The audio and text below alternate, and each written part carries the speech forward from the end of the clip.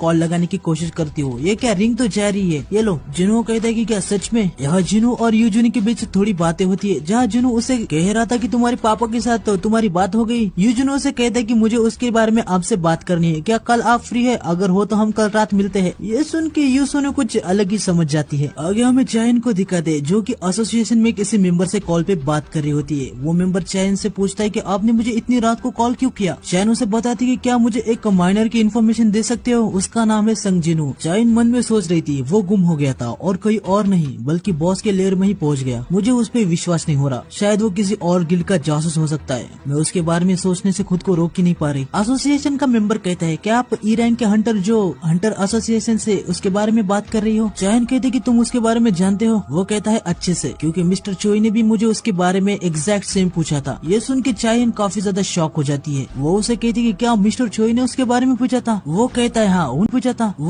हाँ उन्होंने उसके फाइल में देखने को कहा था। चाइन उससे पूछती कि क्या तुम्हें पता है उसने ऐसा क्यों कहा? वो कहता है कि नहीं, मैं अपना पूरा जोर तो लगा रहा हूँ, पर एसोसिएशन ने उसके फाइल को काफी सुरक्षित कर लिया है और किसी अलग ही जगह पे रख दिया है। मैंने आज तक ऐसा कभी नहीं देखा, कोई हंटर जो हाई रैंक का भी नहीं है उसके फाइल को इतना सिक्योर किया जा रहा है। चाइन भी मन में सोच रही थी हंटर गिल्ड का मास्टर भी उसके बारे में जानना चाहता है और एसोसिएशन भी उसके फाइल को छुपा रही है, इवन वो एक ई रैंक का होके भी। फिर चाइन अपने बेड पे जाती है। वो सोचने लगती है कि आखिर सिर्फ वो ही क्यों? आज तक मैं जितने हंटर से मिली वो पहला था जिससे अच्छी स्मेल आई थी। आगे हमें जुनू को दिखाते जहाँ वो माइनिंग टीम के साथ अपने दूसरे रेड पे जाने के लिए आ रहा था। उनको देख के उसे अपने पुराने दिन याद आ जाते हैं। आगे वो लोग गेट के पास आ जाते हैं, तभी वहाँ पे स्ट्राइक का लीडर इनसे कह रहा होता है कि कोई माइनिंग टीम से हमारी हेल्प करेगा? जो बंदा हमारे बैग्स उठाने वाला था वो आया ही नहीं। ये सुन के सारे माइनिंग टीम के हंटर्स नकार दे रहे होते हैं। वो कह रहे होते कि हमसे क्यों पूछ रहे हो? हॉलिंग टीम सामान उठाने में हमसे अच्छी है, तुम उनसे क्यों नहीं पूछते? फिर कोई स्ट्राइक स्क्वाड में आना चाहता है तो रेड खत्म होने के बाद उसे जितना ज्यादा रिस्क होगा उतना ज्यादा पेमेंट मिलेगा। ये सुन के बाकी सारे हंटर्स कह रहे होते कि भाई कुछ पैसों के लिए मैं अपनी जान को क्यों खतरे में डालूं? माइनिंग स्क्वाड का लीडर कहता है हम तो बी रैंक के गेट में भी जाने का नहीं सोच सकते और आप हमें ए रैंक के गेट के अंदर जाने को कह रहे हो। वो जगह लो रैंक के हंटर्स के लिए नहीं है। मुझे पता है कि पोर्टर को सिर्फ बैग ही उठानी होती है, पर इसे हमारे माइन के काम से देखा जाए तो ये काफी ज्यादा रिस्की है। माइनिंग टीम में ज्यादातर डी रैंक इवन एक ई रैंक का हंटर है। छोटा सा एक्सीडेंट भी हमें खत्म कर देगा। थोड़े से पैसे के लिए हम अपनी जान को जोखिम में नहीं डाल सकते। स्ट्राइक स्क्वाड का लीडर कहता है तो यहाँ कोई भी नहीं है जो ये काम कर सकता है। लेकिन तभी जुनू अपना हाथ ऊपर करता है और कहता है कि मैं जाने के लिए तैयार हूँ। ये सुन के माइनर के सारे हंटर शॉक हो जाते हैं। वो जुनू से कह रहे होते कि क्या तुम स्ट्राइक स्क्वाड के साथ जाना चाहते हो, वो भी एक ए रैंक के गेट में? तुम बोलो मत कि तुम एक ई रैंक के हो, तुम वहाँ क्यों जाना चाहते हो? तुम्हारे पास अभी काफी जिंदगी है, थोड़े पैसों के लिए अपनी जिंदगी को खतरे में मत डालो। जुनू उनसे कहता है कि चिंता मत करो, मुझे कुछ नहीं होगा। जुनू मन में कह रहा होता है कि